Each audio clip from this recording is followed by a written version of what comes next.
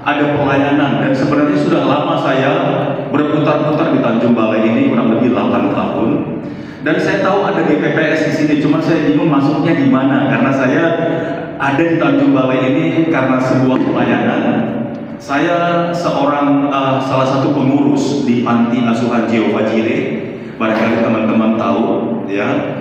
Dan sebenarnya Ibu Esther sebagai foundernya itu sudah kenalin, karena saya kesaksian, saya adalah seorang hamba Tuhan yang bisa dikatakan utusan dari GPPS gitu loh. Cuman linknya saya nggak dapat di sini, tapi saya selalu berdoa, Tuhan kapan-kapan saya mau mampir ke rumahku ini gitu ya. Cuman nggak tahu caranya. Sebenarnya saya bisa aja datang ibadah ke sini, tapi kan nggak enak dengan Ibu Esther yang menghadirkan saya ke Tanjung Balai. Jadi sekalipun saya ini hamba Tuhan, saya nggak bisa lihat, saudara, karena dia yang bawa saya ke sini.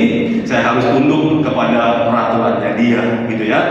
Jadi hari ini saya dibawa oleh Ibu Sheila, ya. Kebetulan kami kemarin ada visi yang besar buat Tanjung Balai Karimun, Hari Anak Nasional, dan dari semua SD negeri yang kelas 4, 5, 6, baik agama apapun kita kumpulkan di GL. Lalu di sana kita sebenarnya sudah kita persiapkan, kita doakan Tuhan beracara, dan 5.000 orang tumpah di jalan itu, saudara. Kita percaya Tuhan bekerja bagi mereka karena kita sudah doakan. Nah, saudara, puji Tuhan saya bisa berdiri di depan saudara. Saya didampingi oleh istri saya yang baju hijau, ya.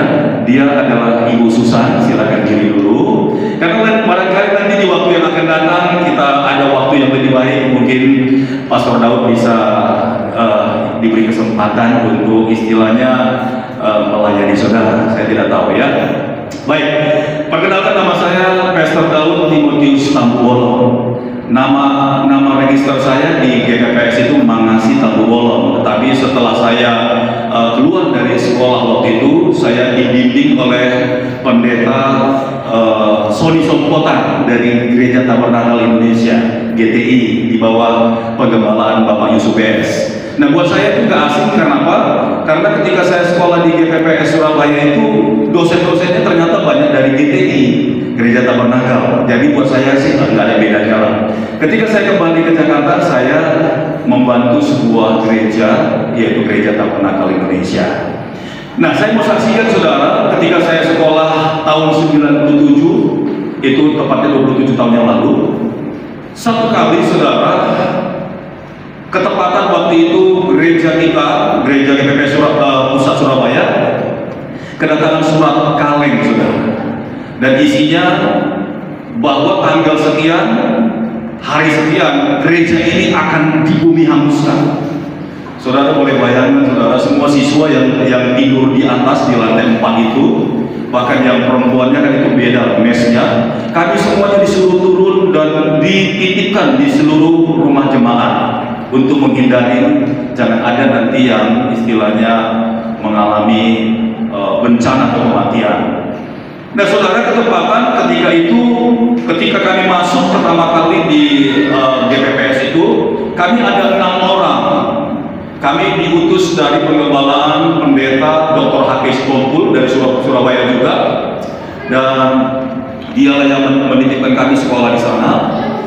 Ketika kami mulai masuk di sekolah itu, kami diwajibkan puasa 40 hari, saudara.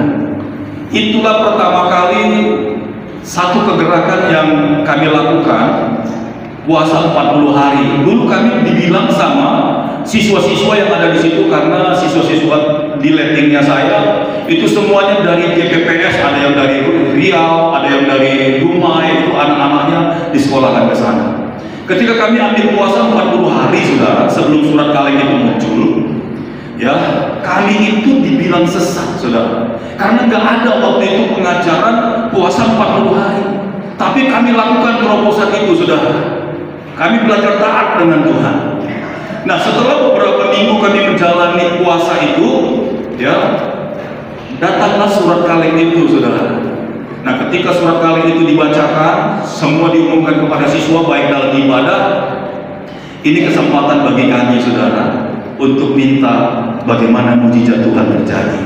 Lalu saya panggil 6 orang teman saya yang puasa 40 hari.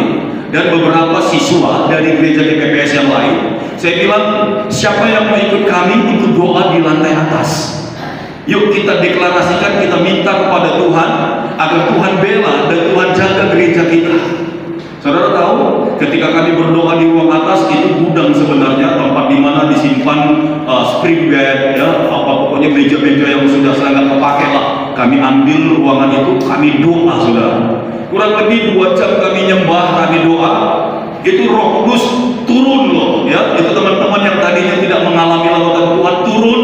Lalu Roh Kudus bilang begini, saudara, minta kepada Bapa, dan siang hari ini juga kuasanya turun dan dia berikan kepada kalian. Nah, lalu kami serentak, yuk kita minta awan yang ada di sepanjang Pulau Jawa, kami minta berhenti di atas gereja, saudara. Nah, ini satu doa yang istilahnya tidak lazim lah. Lalu tahun itu kami sepakat, Tuhan kami minta awan Bapak pada tanggal sekian, hari sekian, tolong Tuhan awan yang ada di sepanjang Pulau Jawa ini Tuhan kumpul di Surabaya khusus. Saudara tahu apa yang terjadi? Malamnya menuju hari hanya, saudara, itu hujan tak berhenti-berhenti, saudara. Yang tadinya gereja kita nggak pernah banjir, kali itu dalam sejarah